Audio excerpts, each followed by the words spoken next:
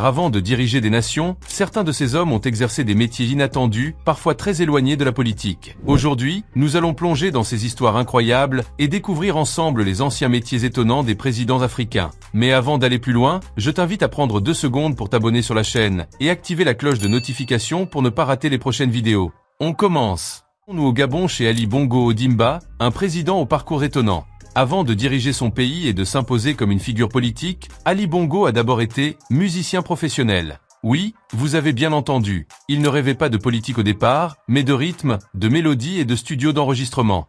Né en 1959 à Brazzaville, alors que son père Omar Bongo venait tout juste de se lancer en politique, Ali grandit dans un univers de privilèges. Mais contrairement à ce que l'on pourrait croire, il ne s'est pas immédiatement tourné vers la carrière politique familiale. Très tôt, il se passionne pour la musique, notamment la funk et la soul, influencé par les courants venus des États-Unis. Dans les années 1970, Ali Bongo se lance sérieusement dans la musique. Il apprend le piano, travaille sa voix et fréquente les milieux artistiques de Libreville et de Paris. En 1977, il sort même un album intitulé A Brand New Man, inspiré du style funk à la James Brown.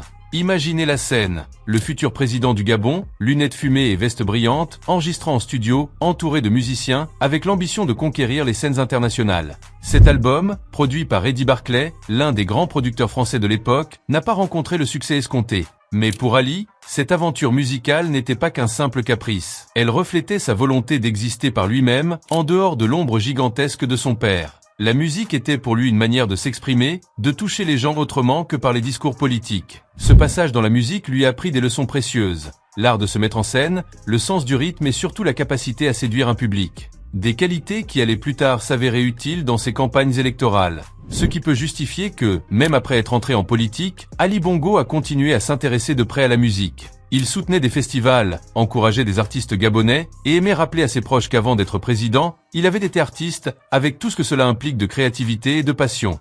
Ainsi, avant de devenir président du Gabon, Ali Bongo Ondimba était un musicien qui rêvait de scène et de projecteurs. Une trajectoire qui prouve que parfois, la route vers le pouvoir peut commencer par des notes de musique et des accords de guitare. Paul Kagame, l'homme qui a profondément marqué l'histoire récente de son pays. Aujourd'hui considéré comme l'un des dirigeants africains les plus influents, Kagame n'a pourtant pas toujours connu les palais présidentiels ni les honneurs diplomatiques. Son premier métier, bien loin de la politique, était celui de vendeur de lait.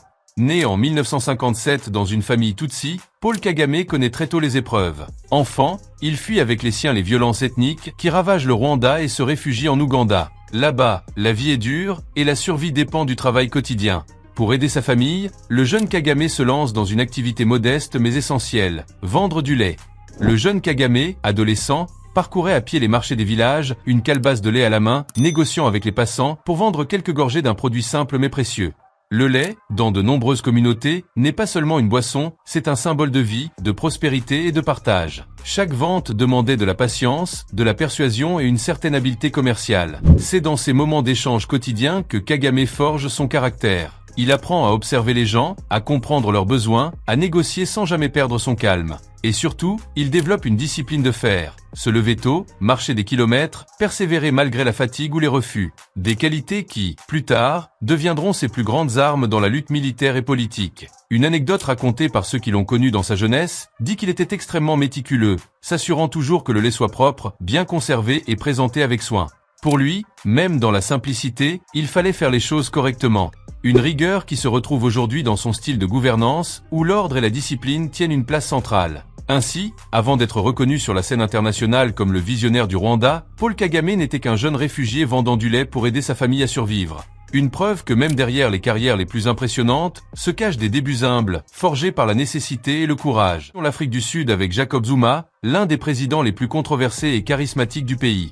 Mais bien avant les couloirs du pouvoir et les intrigues politiques, Zuma vivait une existence d'une simplicité extrême. Il était gardien de bétail et berger. Né en 1942 dans la province du KwaZulu-Natal, Zuma connaît une enfance marquée par la pauvreté. Son père meurt alors qu'il est encore très jeune, et sa mère, femme de ménage, peine à subvenir aux besoins de la famille. Dans ce contexte difficile, le petit Jacob doit abandonner l'école très tôt pour travailler et aider les siens. Et son premier emploi n'est pas derrière un bureau, ni dans une usine, mais dans les vastes pâturages de la campagne sud-africaine. Imaginez la scène. Zuma, encore enfant, marchant pieds nus dans la rosée du matin, guidant un troupeau de vaches à travers les collines vallonnées. Ces journées étaient rythmées par le son des cloches des bêtes, la chaleur écrasante du soleil et l'immense solitude des plaines. Ce travail pouvait sembler humble, voire insignifiant, mais il exigeait en réalité une grande vigilance. Un berger doit protéger son troupeau contre les voleurs, les animaux sauvages et les maladies, et il doit aussi se montrer patient, car la moindre erreur pouvait mettre en danger la survie de la famille. C'est dans ces longues heures de solitude que Zuma a développé une résilience à toute épreuve et une capacité à observer le monde avec attention. Des qualités qui, des années plus tard, allaient forger sa personnalité politique. Patient, stratège et endurant,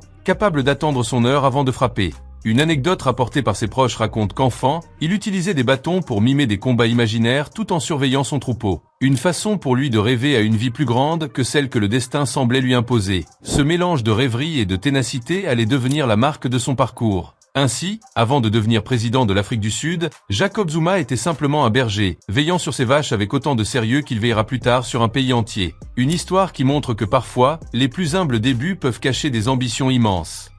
Voilà, vous venez de découvrir que derrière les grandes figures présidentielles, se cachent souvent des débuts simples, parfois même surprenants. Comme quoi, personne ne n'est chef d'État, chaque parcours est une histoire unique.